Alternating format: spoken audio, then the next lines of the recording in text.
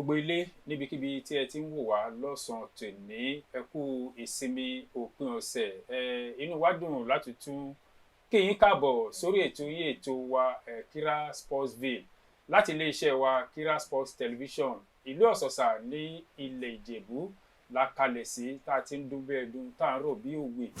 Ṣọlá Adékọ̀yà bàbá sport lórúkọ tèmi o, a dúpẹ́ púpọ̀ lọ́wọ́ Ọlọ́run a sì dúpẹ́ púpọ̀ lọ́wọ́ yín bí ẹ ṣe ń bá wa bọ̀ látìgbà tí a ti bẹ̀rẹ̀ ètò yìí. Gẹ́gẹ́ bí ìṣe wa ẹ ti mọ̀ pé ètò yìí ìpele méjì ló pín sí, bá a ṣe ń sọ èdè tiwantiwa bákan náà la máa sọ èdè Gẹ̀ẹ́sì, a máa da méjèèjì papọ̀ ni. A dúpẹ́ lọ́wọ́ gbogbo ẹ̀yin tí ẹ fi àtẹ̀jíṣẹ́ ránṣẹ́ sí wa lórí ètò tí a ṣe ní ọ̀sẹ̀ tó lọ. Ẹ tún máa bá wa bọ̀, mo nígbàgbọ́ pé ẹ tún gbádùn wa lónìí bí àwa Ìjẹ̀bú bí a ṣe ń gbádùn gàrí. Lórí ètò lónìí a tún ti ju àwọn sínú odò àti mú ẹja ńlá jáde. Ta ni ẹja ọ̀hún? A fi máa tó yín létí lórí ètò tòní. Àlejò pàtàkì wa tí wọ́n máa bá wa sọ̀rọ̀ gbajúmọ̀ gbajúgbajà ẹni tó jẹ́ wọ́n lórúkọ tí wọ́n ní kìmí nídìí eré àwọn tó ń fún fèrè lórí pápá tí a mọ̀ sí referee ni wọ́n ní ìpínlẹ̀ Ògùn. Tí a bá ń gbọ́ number 1 àwọn ni alága ẹgbẹ́ àwọn referee tí wọ́n ń fún fèrè lórí pápá ní ìpínlẹ̀ Ògùn.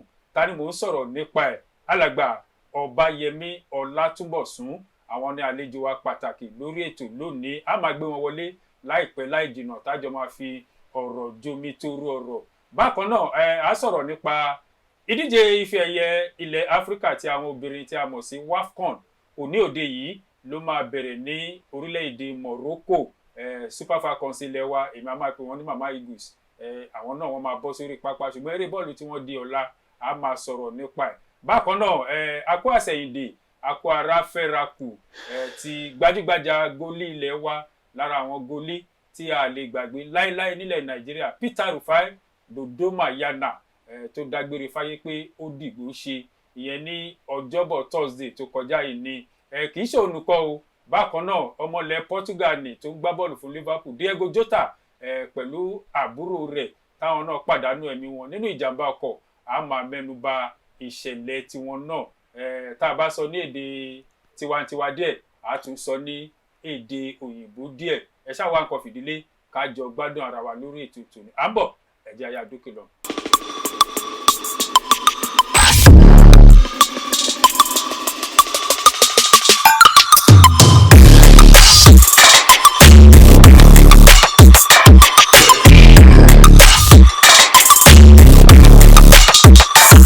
Okay, good afternoon and happy weekend, viewers, wherever you are watching us around the world. You are welcome onto the program Kira Sportsville on Kira Television TV. We are situated in Ọ̀sọ̀sà in Ìjẹ̀bú. We thank you so much for being with us since the commencement of this television. Today is going to be another great day because we have a guest who is a referee. The chairman of Ogun State Referee Council is our guest on the program today. And also, we are going to talk about the WAFCON competition. That is the Women AFCON in Africa that we commenced today in Morocco. You know, our Super Falcons, we are also participating, and our first match will come up tomorrow against Tunisia. Also, we are going to talk about the late goalkeeper, one of the great goalkeepers Nigeria produced in person of Peter Rufai Dodoma Yana, who died on Thursday. Also, Diego Jota, the Portuguese player who lost his life in a ghastly motor accident alongside his brother in Spain. We are going to talk about them. Meanwhile, let me bring in our guest. And we are starting today's program in Yoruba language according to our tradition that you are used to already. You know, we normally present this program in both English and Yoruba language. So let me bring in our guest today, Referee Ọbáyẹmí Ọlátúnbọ̀sún. Baba, ẹ káàsán sà. Ẹ káàsán Baba Sports. Ẹ bá wa kí àwọn èèyàn wa tí wọ́n ń wò wá. A kí gbogbo ẹ̀yin olùwòran wa láti ilé. A kú òjò wẹ́líwẹ́lí lọ́dọ̀ tiwa ó ń ṣe wẹ́rẹ́wẹ́rẹ́ díẹ̀díẹ̀. Mo dẹ̀ mọ̀ pé bẹ́ẹ̀ náà ló ṣe máa rí káàkiri òjò túra ní Ọlọ́run á jẹ́ tí ara tu gbogbo wa. Àtúwà lára. So alàgbà Ọbáyẹmí Ọlátúnbọ̀sún, ẹ̀yin ni alága ẹgbẹ́ àwọn rẹfúrí tó fún fèrè lórí pápá ní ìpínlẹ̀ Ògùn. Ẹ kàn sọ díẹ̀ fún wa nípa ara yín, báwo lẹ ṣe di rẹfúrí? Gẹ́gẹ́ bí ẹ ṣe sọ síwájú, orúkọ mi ni Ọbáyẹmí Ọlátúnbọ̀sún Ayọ̀délé. Mi ò kàn déédéé fò sí inú iṣẹ́ rẹfúrí. Mo ti gbá bọ́ọ̀lù rí fún ọ̀pọ̀ nígbà gbogbo èròǹgbà mi nígbà yẹn ni pé bọ́ọ̀lù ni mo fẹ́ gbá, ṣùgbọ́n ẹ̀bọ̀n nǹkan tí mo máa ń ṣe téèyàn ṣe ta ti lọ káàkiri tí ọjọ́ dẹ̀ ti ń lọ díẹ̀díẹ̀. Ẹ má bínú, ẹ gba débi tó lápẹẹrẹ àbí ẹ kàn gba lábẹ́lé ni nígbà iléèwé àti. Kò ṣe pé mo gba lábẹ́lé, mo gba tààrà. Mo dẹ̀ lórí ọ̀fẹ́ láti kó ní Nàìjíríà nígbà kan láti join Dragon Football Club ní Benin Republic. Lára àwọn club tí Rufai gbá bọ́ọ̀lù fún. Bẹ́ẹ̀ náà ni, bẹ́ẹ̀ náà ni. Ṣùgbọ́n ìjẹ́ gbá bọ́ọ̀lù fún club Nàìjíríà. No, mi gbà fún club kan Nàìjíríà, but ní country home mi a ní club títí wa tá ń pè ní Amua Rovers. Mo represent wọn káàkiri ní Adó-Odò ní Yewa. Mo dẹ̀ at least I captain the team. Mo captain team yẹn fún ọ̀pọ̀lọpọ̀ competition tá a gbá káàkiri within the state and outside the state. Lẹ́yìn ìgbà yẹn ni bàbá mi sọ pé, torí bàbá mi referee làwọn náà, sọ pé ọjọ́ ń lọ tí n bá lè lu àlùyọ nídìí bọ́ọ̀lù torí age ní kí n padà, mo kọ́kọ́ kí n máa bọ́ àṣẹ referee, mo kọ́kọ́ yarí, mo ní mi ò ṣe pé bọ́ọ̀lù yẹn gangan ni mo fẹ́ gbá. Nígbà tó yá ní ọdún 1997 mo padà, mo á join referee fully. Mo dẹ̀ bẹ̀rẹ̀ díẹ̀. Ní 2003 mo gba grade 1 tó jẹ́ the highest ní Nàìjíríà tí mo lè máa lọ ṣe referee káàkiri. Ní 2006 mo di Premier League referee ní Nàìjíríà, ní ilẹ̀ wa Nàìjíríà. Mo dẹ̀ pẹ́ ń bẹ̀ dáadáa as gẹ́gẹ́ bí referee. Àwọn kan máa ń pè wọ́n ní center referee, but referee làwọn máa ń pè wọ́n. Àwọn tó máa ń wà ní ẹ̀gbẹ̀gbẹ̀ yẹn la máa ń pè ní assistant referee. Yes, mo lò ó pẹ́, mo lò agbìyànjú díẹ̀. Ẹ kàn sọ fún wa, kò sí bó ṣe lè wù kó rí kó má sí àwọn ìpèníjà kan nídìí iṣẹ́. Ǹjẹ́ ẹ ti kojú àwọn ìpèníjà nígbà kan pàápàá tẹ́ fi rò pé ó dàbí pé máa padà sí? Filẹ̀. Tá a máa ń sọ nípa ìpèníjà, kò sí bí èèyàn ṣe lè jẹ́ referee ní orílẹ̀-èdè Nàìjíríà tí ò ní rí ìpèníjà. Pàtàkì jùlọ torí ọ̀pọ̀ nínú àwọn tíìmù wa ayé ìgbà kan ó mọ̀ swing la máa ń pariwo. Gbogbo wọn ní ilé la wà o, ilé la wà o, ilé la wà o, pé àwọn gbọ́dọ̀ win dandan. Tí wọ́n bá wá win, ogun dé. Ìrírí àkọ́kọ́ tí mo kọ́kọ́ rí ó jẹ́ ní ọdún 2007 December 15. Mo rántí dáadáa, kò tẹ́ ẹ̀ kó lórí mi. Mo lọ sí ìlú Benin, Benden Insurance pẹ̀lú Lobby Stars ní lọ́dún yẹn. Bá ṣe bẹ̀rẹ̀ bọ́ọ̀lù báyìí kò pé ìṣẹ́jú kan ní Lobby Stars tó wá láti tó jẹ́ àtọ̀húnrìn wá ló lẹ̀ wọ́n nìkan. Àṣà àgbà títí and fortunately ó jẹ́ live match ni, wọ́n ṣàgbá 2-2. Ká tó parí bọ́ọ̀lù mo ti mọ̀ pé ogun ti dé, mo ti mọ̀, mo ti rí. Ọjọ́ yẹn kí n sọ pé ọjọ́ burúkú èṣù gbomi mu ni, torí nígbà tó dé àárín kan mo believe pé ojú mi yìí ó ti fọ́. Nígbà tó yá bò yín. Nígbà tó obìnrin gan nà mí tí mo rò pé obìnrin ìwọ lásán lọ pé ká pàdé lẹ́gbẹ̀ẹ́ lé ká kàn ó lágbára. Wọ́n nà mí débi wípé but it got to a stage ilẹ̀lẹ̀ mo wà. Àwọn ọlọ́pàá gan wọ́n sá sẹ́yìn. Ọjọ́ yẹn níwájú Ọlọ́run àti nígbà tí mo ń bọ̀ wọ́n gborí mi, wọ́n fa gbogbo ẹ̀ nígbà tá a dọ̀ hospital. Ojú yẹn mo ń bèrè lọ́wọ́ ẹni tó wà lẹ́gbẹ̀ẹ́ pé sójú mi ti fọ́ ni, ó ní kí n ṣáà má worry because mo ò lè rí nǹkan kan mọ́. Nígbà tí ojú ọ̀nà bí mo ṣe ń lọlé, mo sọ pé mi ò ṣe iṣẹ́ yìí mọ́. Nínú mi mo sọ pé mi ò ṣe mọ́.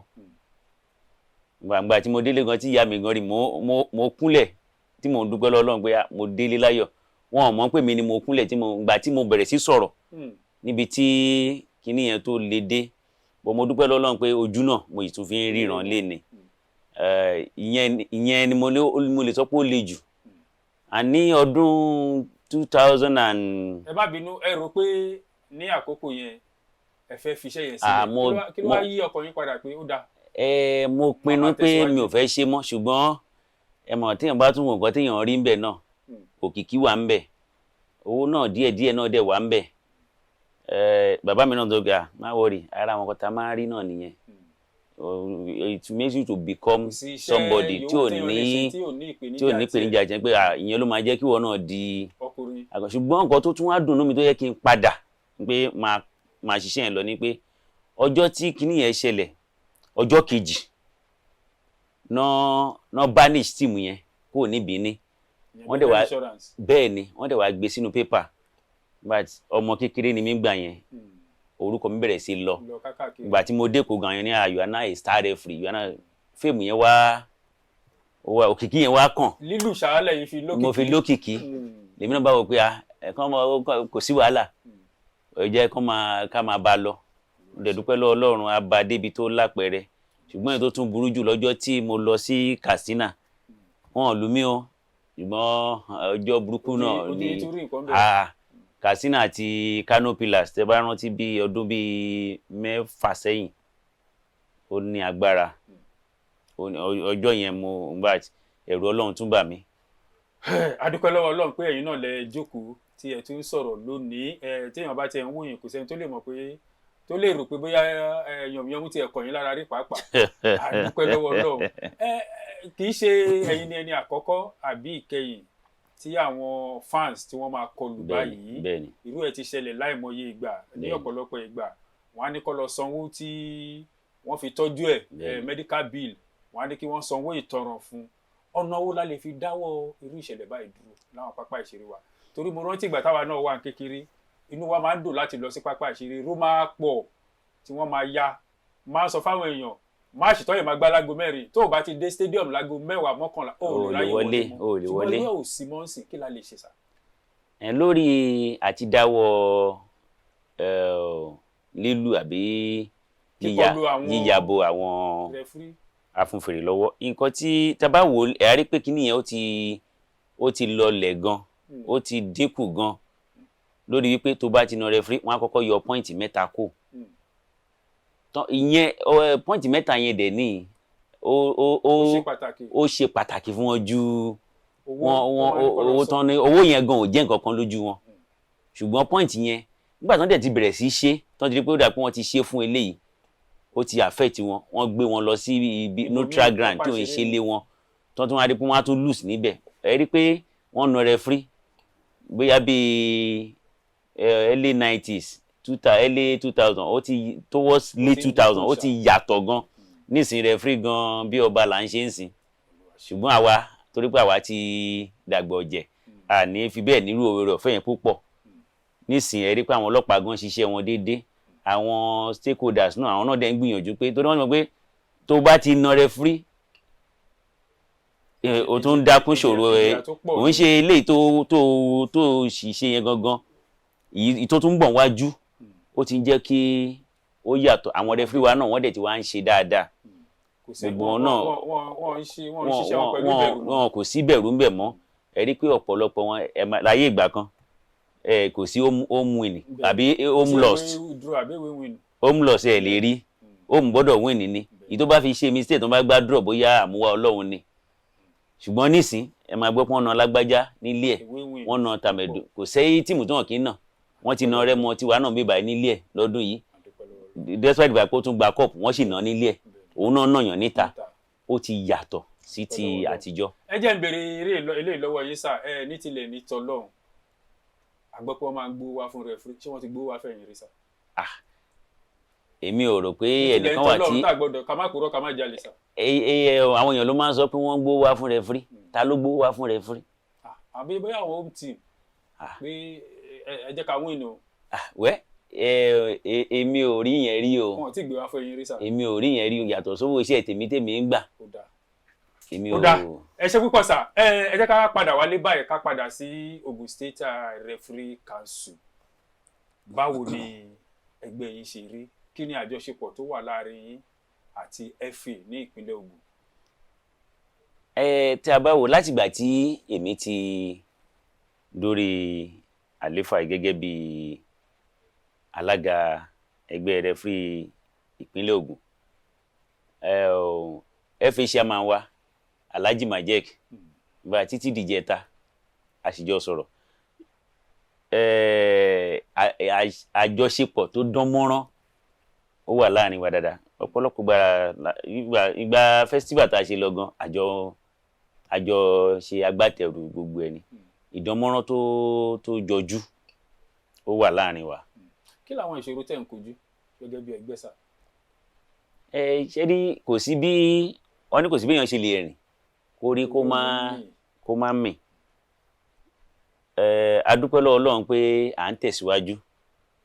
Ní ayé ìgbà kan àwọn kan tó ń jẹ́dùn ọkàn fún mi nísìnyí, láyé ìgbà kan a ní ọ̀pọ̀lọpọ̀ rẹfúrì tó pọ̀ ní Premier League tó jẹ́ peak ti Nàìjíríà. Èmi, Ọbáyẹmí Ọlátúnbọ̀sún, Arẹ́gbẹ́ṣọlá Jèsè, Àlàbá Abíọ́dún, Arẹ́gbẹ́ṣọlá Akínọlá, Lukman Ayinde, a tó bíi 13 láyé ìgbà yẹn tá a wà ní ìpele tó ga jù. Ṣùgbọ́n díẹ̀ ni gbogbo wa ni àgbà ń dé tí à ń rìtáyà díẹ̀. Nísìn nǹkan tó ń kan mí lóminú tó jẹ́ ẹ̀dùn ọkàn mi ni pé èèyàn 2 péré ló wà ní ìpele yẹn. A ní obìnrin kan tó jẹ́ FIFA, Fúnmiláyọ̀ Àlàbá, àti Mojid Olúwatóbi. Àwọn 2 yẹn nìkan. Ó jẹ́ bí ìfàsẹ́yìn torí tí wọ́n bá fẹ́ gbé nǹkan wá fún wa, bóyá wọ́n fẹ́ gbé competition tó lágbára Federation Cup, wọ́n á ní rẹfúrì 2 péré lẹ ní Premier, wọn ò ní lè gbé wa lọ́pọ̀ gbà. Ṣùgbọ́n a ti ń tiraka, a ti gbìyànjú. Nígbà tí Ọ̀túnba Tádé Azeez tó wà láyé tó jẹ́ ààrẹ national president wa, òun náà gbìyànjú fún wa. Ó gbìyànjú gidi gan, pàtàkì jùlọ ní ilẹ̀ Ìjẹ̀bú, ó gbìyànjú torí ọmọ Ìjẹ̀bú làwọn náà. Wọ́n dẹ̀ padà wálé, wọ́n ní àwọn gbọ́dọ̀ tún lè ṣe. Ṣùgbọ́n bó ṣe Ọlọ́run ló ń ṣọlá ẹ̀. Àwọn ẹ̀dùn ọkàn kankan tí mo ṣe ń tiraka pé kémi náà tó lọ kó lórí àléfà yìí, kí nọ́mbà yẹn kó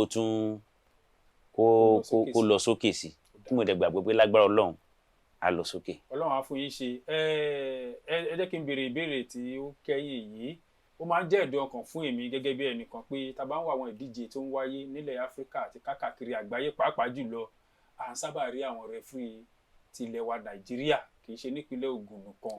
Kí la lè ṣe láti rí pé àwa náà à ń rán àwọn ọmọ wa nínú àwọn ìdíje, pàápàá bí ife ẹ̀yẹ àgbáyé World Cup? Bàtọ́ bá mú rẹfúrì láti Togo, tó mú rẹfúrì láti Botswana, tó mú láti àwọn orílẹ̀-èdè tí ò tiẹ̀ tó wá, tí wọ́n dàgúnlá sí àwọn ọ̀tọ̀dọ̀ wa ń bí. Kò ṣe pé wọ́n dàgúnlá sí ọ̀dọ̀ wa. Alákọ̀ọ́kọ́ tẹ kọ́kọ́ sọ nípa ti ilẹ̀ Áfíríkà àti ṣe rí ọ̀pọ̀lọpọ̀ wa tá máa ń wo eré ìdíje bọ́ọ̀lù. Títí Nàìjíríà nìkan la máa ń wò. Nàìjíríà fẹ́ bá Cameroon play, ìyẹn là fẹ́ wò. A ní wo bóyá Mozambique fẹ́ bá àwọn ẹlòmíì play, Congo play. Àwọn rẹfúrì wa dẹ̀ ní ibi táwọn ti lè ṣe iṣẹ́ nìyẹn. Bí mo ń bá yín sọ̀rọ̀ yìí, Bashiru àti Abdulmajid látọ̀yọ́, Bashiru láti Kano, wọ́n máa wà ní AFCON tán fẹ́ gbá láìpẹ́, wọ́n máa wà ń bẹ̀. Yẹ́misí ìyẹn máa wà Morocco. Akíntóyè láti ọ̀pọ̀lọpọ̀ wa a kì í wo máàṣì àwọn orílẹ̀-èdè míì. Torí ìdí èyí kò sígbà tí wọ́n ṣe competition bóyá ìkọ̀ọ̀kan la máa miss out tí ò ní sí ń bẹ̀. Qualifier tó máa ń gbá káàkiri yẹn, Nigeria referees are moving, wọ́n ń lọ káàkiri. Fúnmiláyọ̀ Àlàbá tí mo sọ yẹn, wọ́n sì jọ lọ pẹ̀lú àwọn obìnrin, but mélòó nínú wa ló ń lọ ń wò pé ibo làwọn referee Nàìjíríà ń lọ. Ohun tí ẹ̀ ń gbìyànjú láti sọ ni pé àwọn ọmọ Nàìjíríà náà à ń kópa ní ti ìpele àgbáyé tẹ́ ẹ sọ yẹn. Ṣe rí nǹkan tí ó máa ń ṣẹlẹ̀ ni pé kéèyàn tó lè lọ síbẹ̀ yẹn, ó máa ti níye, a máa ní grade A matches tó gbọ́dọ̀ ti ṣe, and bí pé èèyàn máa ń gun àtẹ̀gùn tó bá ṣe ń lọ, wọ́n máa monitor lọ. Ó jẹ́ nǹkan tó dùn wá lọ́pọ̀lọpọ̀ púpọ̀ nígbà tí Ferdinand Udoh òun ni ò bá jẹ́ ọmọ Nàìjíríà tí ò bá lọ sí World Cup, ṣùgbọ́n injury ló pa òun, ló ti súnmọ́ ìpele yẹn tó yẹ pé ìgbàkúgbà ó lè jẹ́ pàjáwìrì tó máa pé kí yá máa lọ. Ìgbà tóun dẹ̀ tí injury yẹn dé tó jábọ́ láti tètè close gap yẹn ó lágbára díẹ̀. Ìṣòro tí ìpèníjà tá a ní nìyẹn, ṣùgbọ́n wàá dẹ̀ gbàgbọ́ very soon lágbára Ọlọ́run gbogbo nǹkan tí gbogbo ọmọ Nàìjíríà ló máa ń pariwo pé ìgbà wo ni lágbára Ọlọ́run á ṣẹlẹ̀ láìpẹ́. Ó dà ẹ ṣeun gan púpọ̀ lórí ọ̀rọ̀ tí àwọn rẹfúrí tí àjọ ń gbéyẹ̀wò láti ẹ̀ẹ̀kan. Èmi náà nígbàgbọ́ pé ní agbára Ọlọ́run a rí àyípadà rere fún àwọn rẹfúrí wa ní ìpínlẹ̀ Ògùn àti Nàìjíríà ní àpapọ̀. Ẹ ṣé púpọ̀. Ẹ jẹ́ ká yà mẹ́nubà ti ìdíje WAFCON, ìyẹn ife ẹ̀yẹ Áfíríkà fún àwọn obìnrin. Òní ọjọ́ Sátidé ló máa bẹ̀rẹ̀ ní Morocco, ṣùgbọ́n èyí tó kàn wá gbọ̀ngbọ̀n ní ti àwọn màmá ìgbésí wa àwọn Super Falcons. Àwọn máa wà lórí pápá ní ọ̀la tí wọ́n máa kojú Tunisia. Tá bá wo ìtàn ìdíje yìí, Nàìjíríà àwa la ṣe gbá jùlọ àti gbà lẹ́ẹ̀mẹsàn-án. Ní àárín ọ̀sẹ̀ tó lọ yìí, ní ọjọ́rú Wednesday tó yìí kọjá ni wọ́n gbé ife ẹ̀yẹ tuntun sílẹ̀ fún ìdíje yìí. Ó dẹ̀wọ̀n wá kó já wa la máa tún kọ́kọ́ gbà. Tá bá wo bí a ṣe gbáradì tó pẹ̀lú àwọn bọ́ọ̀lù ọlọ́rẹ̀ẹ́sọ̀rẹ̀ tí a ti gbá, àgbà kan lọ Abẹ́òkúta pẹ̀lú Indomitable Lioness ti Ghana tá a nà wọ́n. Àgbà ikọ̀ pẹ̀lú Portugal ní Lisbon tá a gbá òdo. A tún lọ sí Casablanca níbi tá a ti máa play ní ọ̀la, àna Black Queens tilẹ̀ Ghana. Tẹ́yìn bá fojú wò gẹ́gẹ́ bí ẹni tí ó ti ń wà lórí pápá tẹ́ẹ̀dẹ̀ tí súnmọ́ àgbà, ǹjẹ́ ẹ rò pé ètò ìgbáradì wa yìí ó tó láti lè fọwọ́ sọ̀yà pé Nàìjíríà máa jáwé? Lórí ọ̀rọ̀ tí àwọn Falcons ìgbáradì wọn, ní tèmi wọ́n gbáradì dáadáa. Pàtàkì jùlọ gbogbo àwọn ọmọ wa náà níbi tí wọ́n ní club site tí wọ́n ti ń play. Mi ò retí nǹkan kan ju pé kán gba ẹlẹ́kẹ̀wá lọ, kán máa gbé bọ̀ wálé. Tẹ́ bá rántí sà, nígbà kan la lè fi gbogbo ọwọ́ sọ̀yà, ṣùgbọ́n tá bá rí àwọn orílẹ̀-èdè bíi Morocco, àwọn bíi South Africa, Botswana, àwọn náà ti ń dìde nídìí eré bọ́ọ̀lù àfẹsẹ̀gbá tàwọn obìnrin nílẹ̀ Áfíríkà.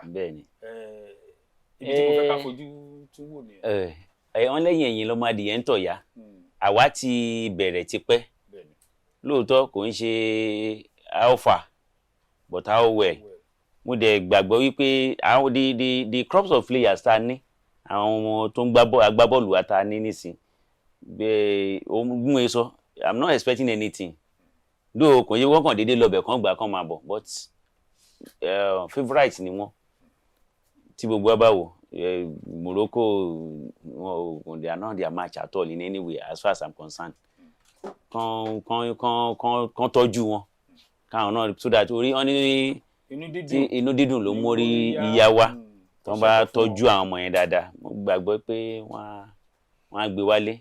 Ó dà, ẹ ṣeun púpọ̀. Lẹ́ẹ̀kan sí mo kí gbogbo wa níbikíbi tí ẹ ti ń wò wá lórí ètò Kira Sportsville ní Kira TV.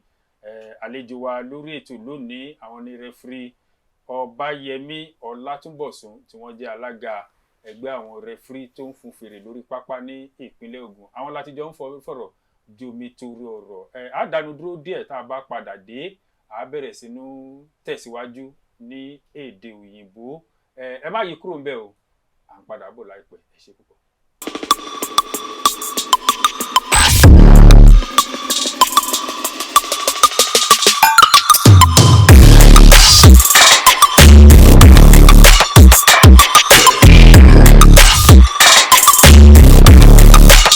Okay, welcome back, viewers. You are still on to the program Kira Sportsville on Kira Television on YouTube. My guest today is no other person than referee Ọbáyẹmí Ọlátúnbọ̀sún, the chairman of the State Football Referee Council, and we've been discussing in Yoruba language, everything that you need to know about the profession, the challenges he has faced in this job, and other things we are expecting from our referees, especially featuring in the international competitions. Okay, we are going to continue the program now.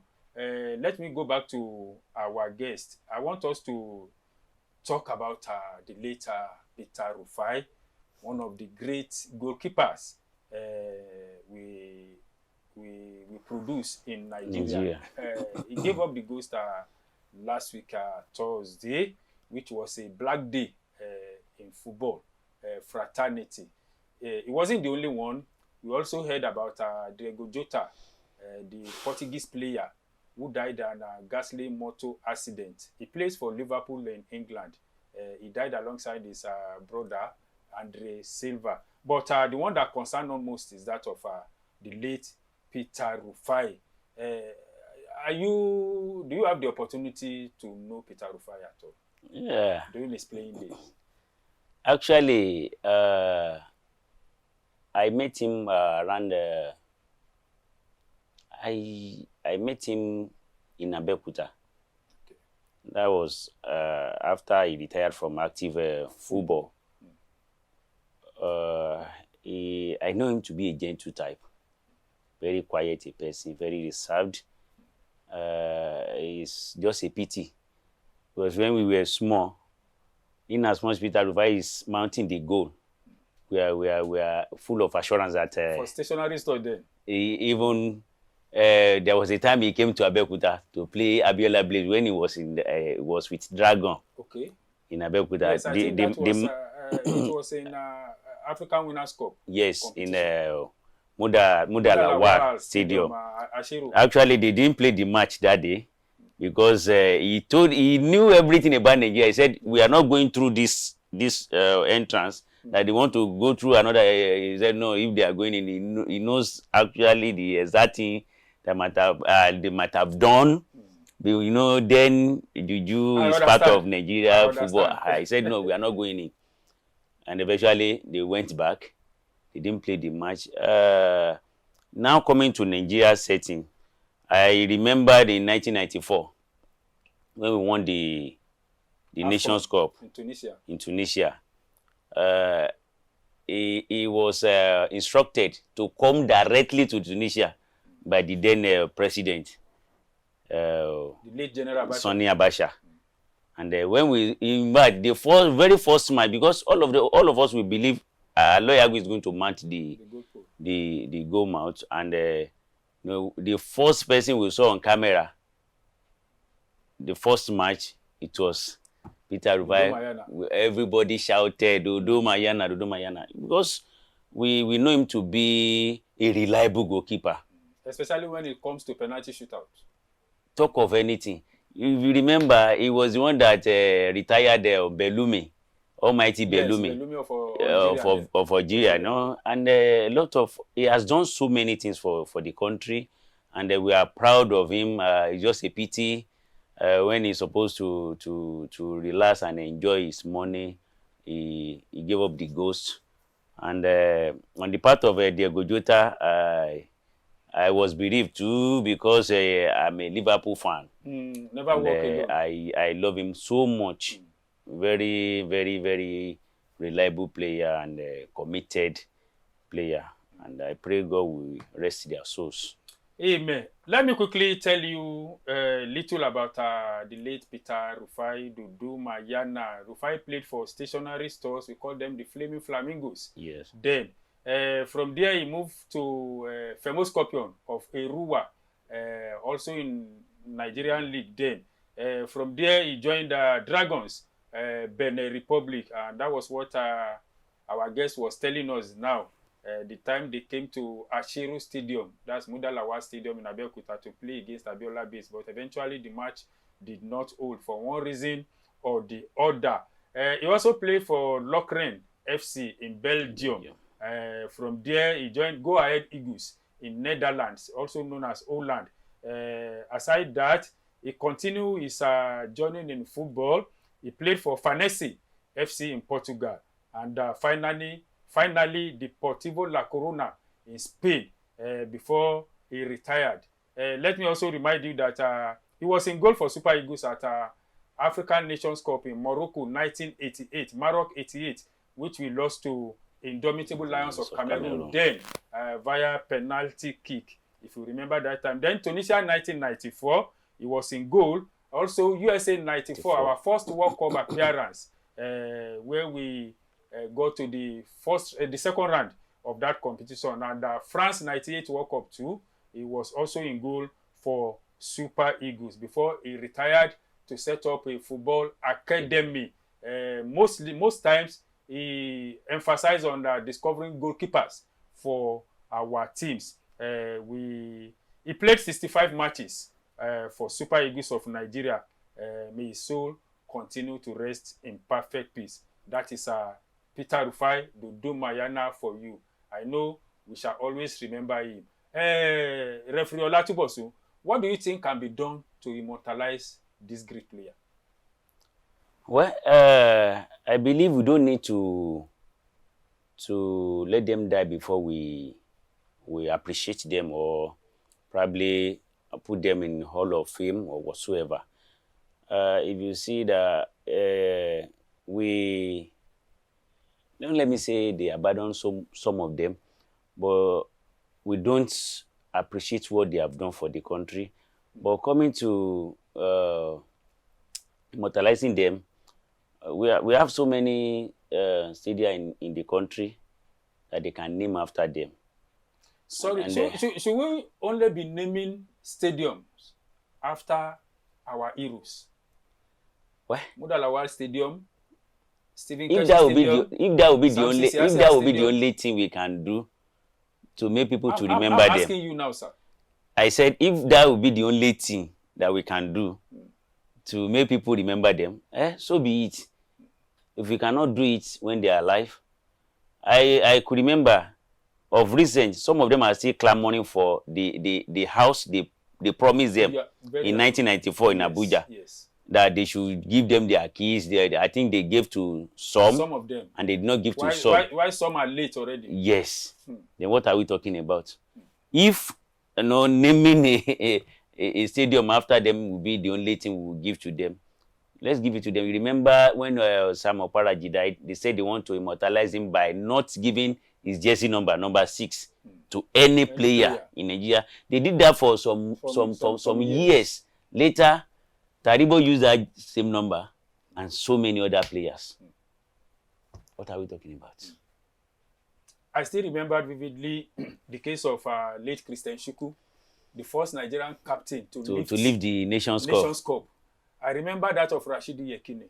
I remember that of Samuel Okaraji you just mentioned now. I remember that of the 1994 squad, where most of them are dead already. After many years, the promise given to them by the government, they are yet to get the keys to their house. What advice do you have for our administrators? Well, the fact remains that I wouldn't blame them, the administrators, because let me say I will blame the government. Once I'm off, there's no will I call it transition or whatsoever. Nobody is monitoring what is on ground. Once I'm done, I will leave the office. The next person that is coming will not even look at, okay, what is there for us to work on. I think that has been the major factor to these houses we are talking about. When they promised them in 1994, I think it was later they gave to some of them. After that, another government came in, another one came in. They are not looking at that side. I think it's not the fault of sports stakeholders. Rather, I would say it is the government that is not following the pace. But do you think we normally do the right thing in terms of appointing our ministers, the sports ministers, those that administer our sports? not only the ministers, some places, the commissioners. Are we putting the right peg in the right hole? It's like this is because this is complaint of many people. Yes, Is we that are. Let's we politicize if everything. if we want to be frank here, I would say we are not doing the best in terms of appointing Our sports ministers whatsoever. So thank God the DG that we have in Nigeria today happens to be our former sport commissioner in Ogun State. He is a person that have learned. He has learned so many things. He has done so many things. He has organized so many competitions, and you know, everything is all about politics. There was a time, you know, in Nigeria, people they appointed barristers to be the sport minister. They appointed even farmers. Yes, so many things. Even so many other commissions that they did so many things based on politics. They don't want to know whether you have the idea. But at that, I still want to blame the appointees and whatsoever. When you are being appointed, the only thing you need to get, at least get technocrats that can help you to do that can teach you. So that we can get the results. That can teach you so many things. Okay, come. I don't know it. There's no crime in telling people that I don't, telling my cabinet or whoever that I don't know much about this thing, but I want to learn.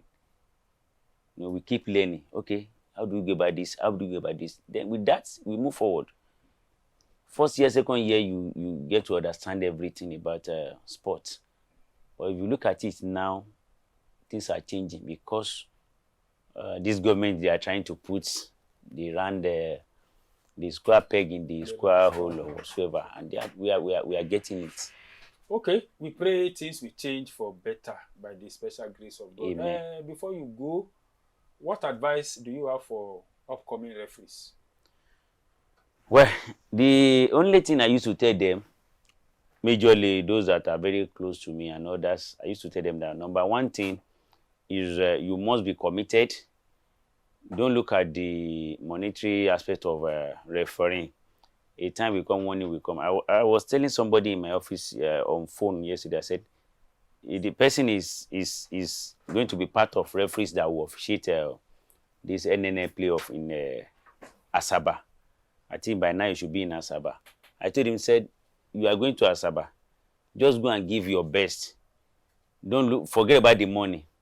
Showcase your talent. Let them see what you can do. From NNL, they can move you to Premier League.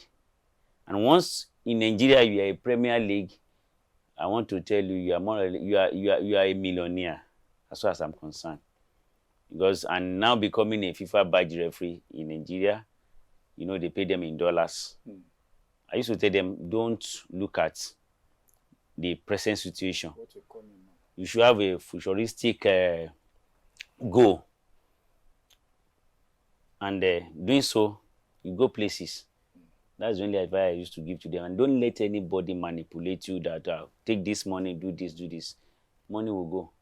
You can take 1 million naira today and you ruin your whole career that you can even get like more than 100 millions of naira from. You know, that's what I used to tell them.